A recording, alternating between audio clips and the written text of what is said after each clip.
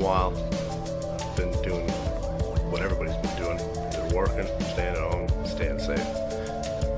Sorry I haven't posted anything in a while, but right now I've got a video that goes over a 2007 Dodge Ram 1500 SLT four-wheel drive. We're going to be replacing the rear brakes with some power stop, the front and rear shocks / front strut assemblies, and then the front brakes as well. Also have some hood struts that are coming in. We're going to replace those as well.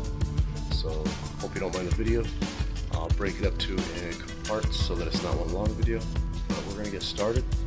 So we'll get going with jacking up the truck in the rear. We're going to start on the rear and we'll go from there. Okay, as you can see, we've got this power stop package that I got off of Amazon. It contains hardware, brakes, and the rotors. This is for the rear of the vehicle. Next, we have the front of the vehicle, and this is the hardware, some brakes, and the rotors, and then some of power stop's ceramic lubricant, as it were. Also have some of these these front struts, complete assemblies. Pretty nice looking items. We're going to install these once we get to the front and do a little more work to get those done. But after doing some struts and removing the springs myself, I find it much easier to buy the complete package unless you have the equipment to manhandle those springs. These were also on Amazon. Got the set for about 150 bucks, and they're not Monroe's or any name brand. They are a brand I've used in the past for vehicles, so I don't have a problem using them. Go ahead and post that information on each one that I use when I use it. So as of now, I've got a little bit of shade for myself since it's finally starting to become a beautiful spring. I'm going to go ahead and lift the rear end and get that axle on some jack stands. Alright, so now's a good time to inspect everything underneath, even your spare. Perhaps taking a look at other components that you might have been weary about, maybe some wiring, fuel lines, whatever. As you can tell, jacked up on the pumpkin to raise the vehicle, and beforehand I loosened the lug nuts just a touch so that I didn't have to fight them once the vehicle was up on the jack stands. Place the vehicle on the jack stands and then released just enough so in the event potentially that jack can act as a secondary measure along with tires. Now the tires I took from one side and brought to the other for rotational purposes. So I'm going to go ahead. I have never touched these in the life of my ownership on this vehicle. I made this call because it just felt it was due. The rotors do not look terrible, but the brakes are kind of down to a nitty-gritty pad there, not much left. As for the rear shocks, those parts have yet been shipped by Amazon due to the COVID shipment policy they have where they take priority over things. So that's fine. We'll get to that later. As for now, we need to inspect the area first, make sure that we're secure and safe, and we'll continue on getting these old big boys out of our hair, and we'll get some new ones on. Alright, so here we are. We have the rear up in the air on jack stands. I did a little bit of an inspection, noticed that my spare tire probably is a little low, so it's a good thing to do a quick inspection if you're interested. Also noticed that, yeah, those pads are pretty nasty, pretty thin, and I'm glad I'm doing this. So, to start with, the manufacturer's recommendation is to replace these bad boys in pairs, as you probably already know, First thing we have here, I've already cracked it loose, is a 10 millimeter right there. Well, and it may be standard, but I'm using metric. It seems to fit snug and pretty much right on the money. So another 10 mil just right here. That will release the caliper itself. And then I'm using a 21 millimeter on the back side on the bracket. They call it an adapter in the OEM service manual. This bracket here, I call it a bracket. So we got a 21 mil on these and a 10 mil here. So you go ahead and loosen these up and that'll release this right here. I'll try to get you a perspective or view.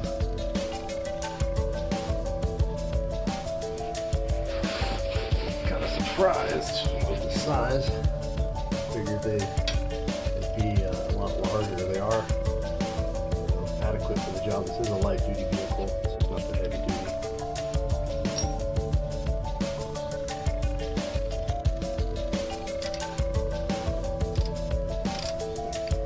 Like I said, I've already released the tension on them.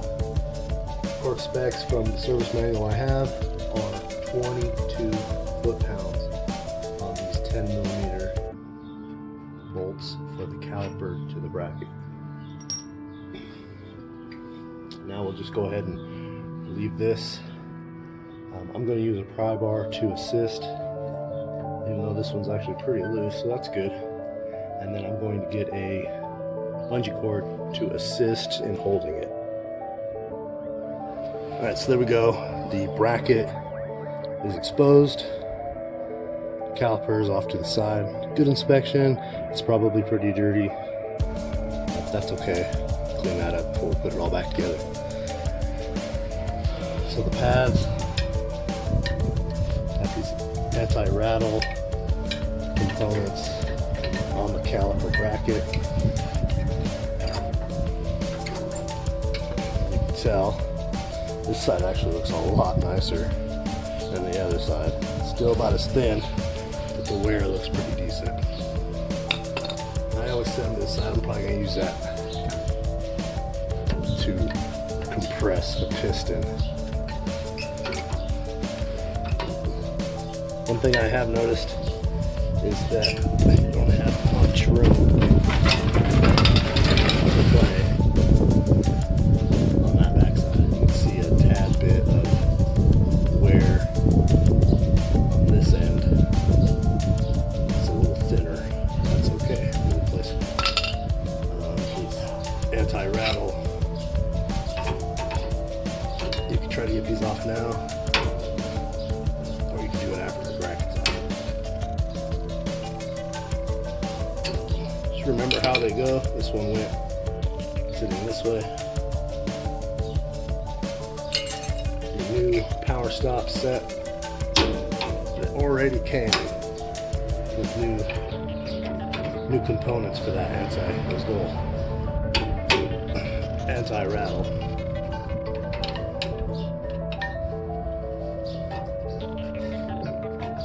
So I don't really care how they come out, as long as it.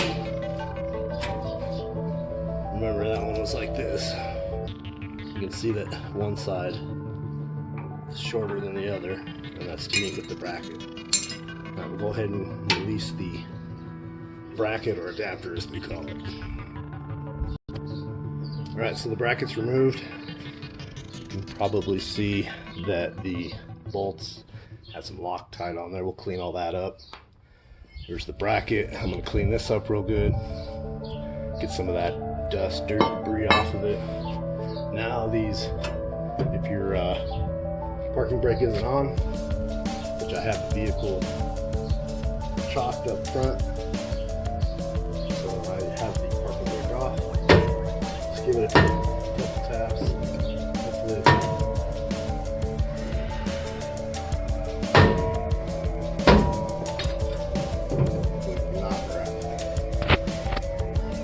so a couple nice smacks with the mallet.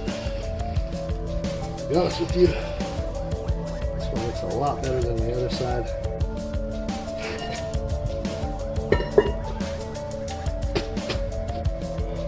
the other side first. That way I could verify my method of madness to get this removed. Good check is make sure you got all your studs here. Make sure they're nice and clean. You didn't mess them up with a real hammer. That's why I use a rubber mallet. Pads probably could be replaced, but they're only for parking. So I'm going to clean these just to get the debris off of them, clean the surface area around here, and that way we can seat up on the new rotor. Okay, so I just simply took a little bristle brush and tried to knock off some of the debris, which could cause new wear on the new rotor, the inner pad of the rotor there. So I'm not going to spray these pads, but I'm going to spray around here just to kind of get some of the junk off. Using a cardboard box just below that in an effort to not stain the concrete.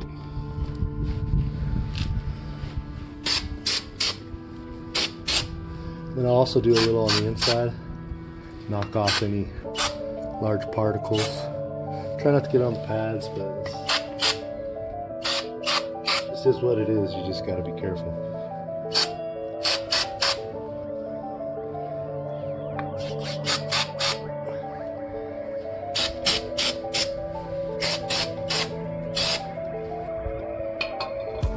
If you feel like it, you can go through and scrape it if you want. I'm just doing this to knock off any large particles, debris, grease, oil, you name it. So that's pretty much it. I'm going to go over and clean the caliper bracket, aka adapter, and then we'll put that new one on. So the first thing I like to do is just wipe it off in those special areas where the brake pad and the anti-rattle are going to seat. Any large debris.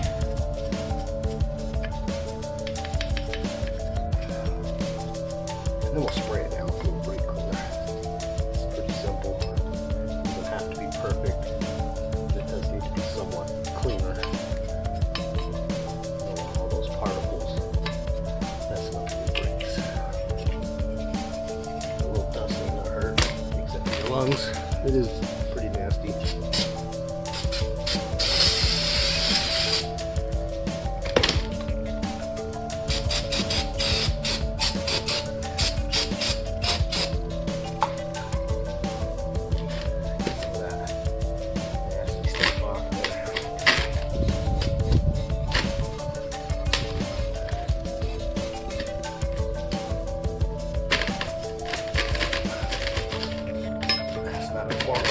It's not looking to be a show car, it's merely just OEM replacement.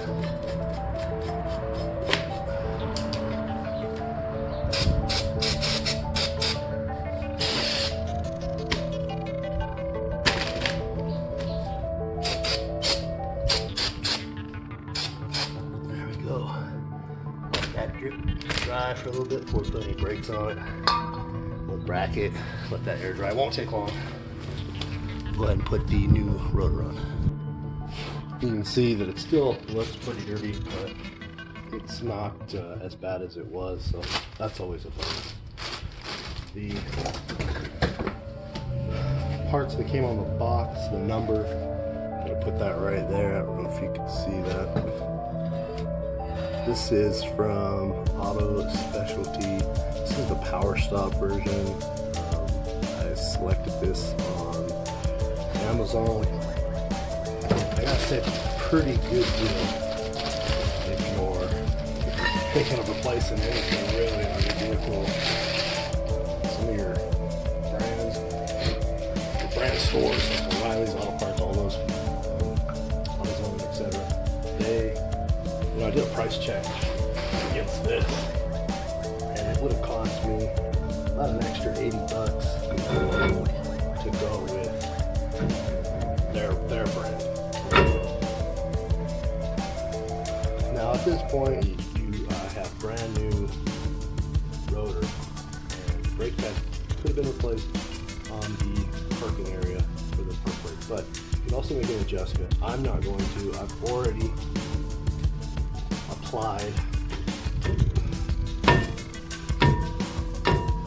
applied the brake, parking brake on the other side, and felt as it was adequate. It made no adjustment necessary. I didn't feel any slippage or spinning of the rotor.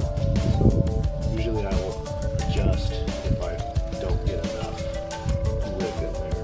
But I think this is adequate. Maybe the fans aren't as bad. One might think. This is on here. At this point, I'm going to finish cleaning all my bolts, get some of that crud out of them, clean those up. Get our bracket over here. I'm going to be putting on the shims, the anti-rattle shims, the new ones that came in the kit. I'll put those on first. So you can see I've got the additional hardware that came with the kit installed. Did that while the caliper bracket was off of the setup there. Makes it easier to apply the pressure needed to get those on.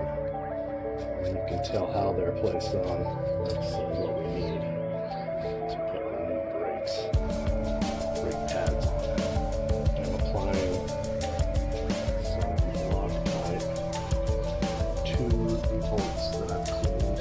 I haven't really cleaned them to a new look. I'm just putting a little bit on there to assist. Go ahead and get those tightened down. Remember, these are 100 foot-pounds on these bolts. 100 foot-pounds, right? That's a pretty hefty torque, but that's cool. We'll do it. We'll get it done. And then remember that the 10 mil for the brake caliper itself is 22. That's according to the manufacturer's specifications that I have downloaded from an online source. 100 foot-pounds.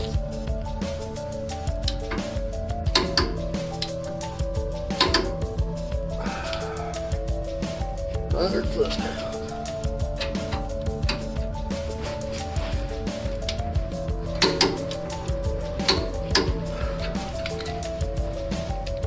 Hopefully that won't go anywhere, especially with some of that Loctite. Good tip, torque, whether you have an expensive torque wrench or not, set her back down to 0, leave that spring inside.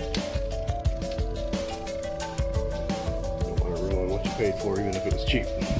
Alright, I'll go ahead and install these brakes. It's going to be kind of awkward. Seems to be less space in the back, so it takes a little finagling to get the proper position in. I'm going to go ahead and do that now, and I'll add any tips as I go. So, something I've noticed with a pretty tight spot, try to finagle these anti-rattle brackets, shims, give them a little upward pressure just to kind of relieve the manufacturer's stiffness, and then I work in the bottom and just lightly. Once I get to this point, as you can tell, the bottom's already in. Once I've gotten to this point, I'm just going to assist it so that I'm not ruining that bracket. Boom. Like a rock, right? It's solid. Now we'll move on to the back. Back's a little more difficult, so I'll do that off camera. So let me try to give you what I'm doing. Get it in the camera there. So I'm trying to wedge it in this direction first. Then all I have to do is get it into this little anti-rattle component here. Because the back spacing here is so close, I have to shim it in at an angle and then work it in, applying pressure. And I'd work top to bottom, trying to get it in there, and I'm going to use a little bit of tapping just to try to help it seat on that anti-rattle. So I'm applying a little bit of pressure here to lift this, and then I just a few light taps just to clear it. And then once it's in, I'm not gonna worry about it. I'm gonna work on the bottom, do the same thing, and it just slides right in. Now, I mean, I should be able to find it and seat it. And check your work, make sure you didn't bend, break, or damage anything. But they're solid, they're in place. I'm gonna go ahead and clean. Go ahead and clean the caliper with a wire brush, getting some debris, and then we're gonna have to reset that piston. Pretty simple. I use an old brake pad and a C-clamp, and it works like a charm. So I'll go ahead and get that set up once I've cleaned the caliper. Alright, so old brake pad. I've already cleaned the area up a little bit. Make sure it's able to sit as flush as possible. So I'm just gonna come in here with my C-clamp.